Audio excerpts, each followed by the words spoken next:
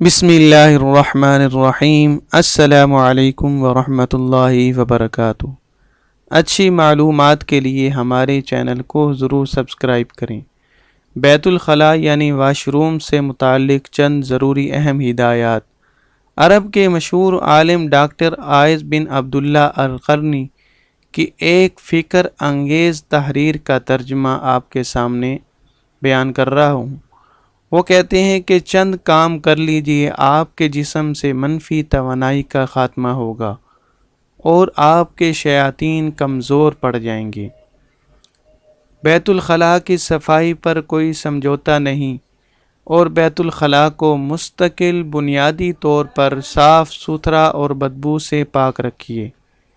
رات کو سونے سے پہلے لیٹرین کو یعنی واش روم کو صاف رکھنے کا اہتمام کیجیے۔ بیت الخلاء کا دروازہ ہر وقت اور مستقل بنیادوں پر بند رکھنے کا اہتمام کیجیے۔ بیت الخلاء میں کپڑے اتار کر لٹکے نہ رہنے دیجیے۔ ایک رات کے لیے لٹکے رہنے والے کپڑوں میں جتنی منفی توانائی اور اثرات بھر جاتے ہیں، اس کا خاتمہ تقریباً ناممکن ہوتا ہے۔ کم از کم 72 گھنٹے دھوپ میں ان کپڑوں کو لٹکانے سے کچھ خلاصی مل جاتی ہے۔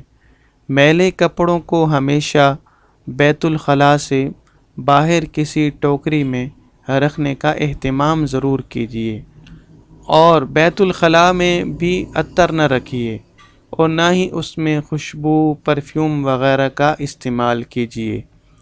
بیت الخلاء میں رونے سے سخت گریز کریں۔ ایسا کرنا شیاطین کو کھلی دعوت دینا ہے کہ وہ آپ کے جسم میں داخل ہو جائیں، یا وہ آپ کے جسم کو پکڑ لیں، یا وہ آپ کے جسم کے ساتھ کھیل کود کرنا شروع کر دیں۔ واش روم گندے رہیں تو رزق یا شادی میں دیر ہو جاتی ہے، زندگی میں مشکلات بڑھتی جاتی ہیں، بغیر سبب غم اور افسردگی کا احساس ہوتا ہے اور مرگی تک ہو سکتی ہے۔ ہر تیسرے دن اپنے گھر کے دروازے اور کھڑکیاں کھولیے اور گھر میں سورۃ بقرہ کی ریکارڈنگ چلائیے۔ آپ کو بذات خود اپنے اور اپنے گھر والوں میں بہتری محسوس ہوگی۔ اس سے برکات آپ کے گھر میں آئیں گی۔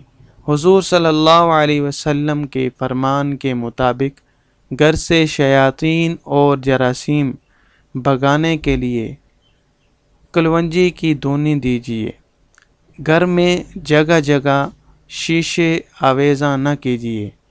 گھر میں ایسی جگہ آپ نہ بیٹھیے جہاں سے ابھی بھی کوئی اٹھ کر گیا ہو، اور فرماتے ہیں کہ جاگنے پر لمبی لمبی سانسیں لیجیے اور اٹھتے ہوئے بسم اللہ پڑھیے، اور فرمایا کہ رات میں سونے کا ایک مستقل وقت مقرر کر لیجیے اور سونے سے پہلے سورۃ ملک کی تلاوت بھی نہ چھوڑیے۔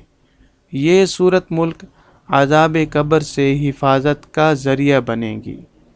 اور فرمایا کہ نماز کے بعد آپ آیت الکرسی کی تلاوت کا معمول بنا لیجیے۔ اس کی تلاوت سے آپ اور جنت کے درمیان صرف موت کا حائل ہونا باقی رہتا ہے، اس لیے ہر فرض نماز کے بعد آیت الکرسی پڑھنا بھی نہ بھولیں۔ اللہ تعالی سے دعا ہے کہ اللہ تعالی ہمیں ان تمام ہدایات پر پورا عمل کرنے کی توفیق عطا فرمائے۔ آمین ثم آمین۔ السلام علیکم ورحمۃ اللہ وبرکاتہ۔